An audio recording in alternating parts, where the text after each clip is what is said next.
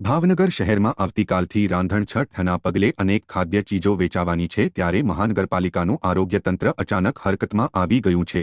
મહાનગરપાલિકાના આરોગ્ય વિભાગે શહેરમાં ચેકિંગ હાથ ધર્યું છે। ભાવનગર મહાનગરપાલિકાના આરોગ્ય વિભાગે તહેવારોમાં મીઠાઈ કે અન્ય ખાદ્ય ચીજોના નમૂના લીધા બાદ તેના 3થી લઈને 6 મહિના સુધી રિપોર્ટ આવતા નથી। ત્યારે આ કામગીરીને પગલે પણ લોકોમાં ક્યાંક નારાજગી જોવા મળી છે, કારણ કે તહેવારમાં વસ્તુઓ ખરીદી લીધા બાદ તે આરોગી લેતા હોય છે। ત્યારે તહેવારમાં લીધેલા રિપોર્ટ આખરે શું કામનો તેવો સવાલ લોકોમાં થઈ રહ્યો છે।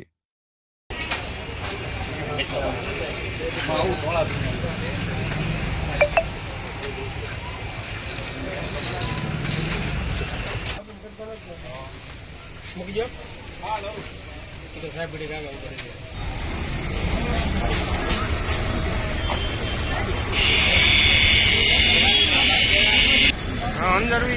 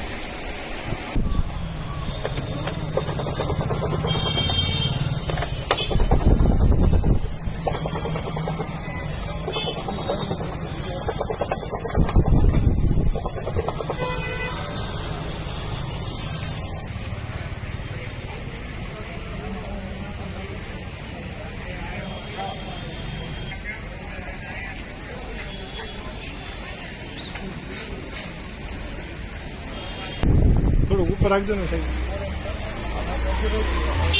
साहब ऊपर रखो।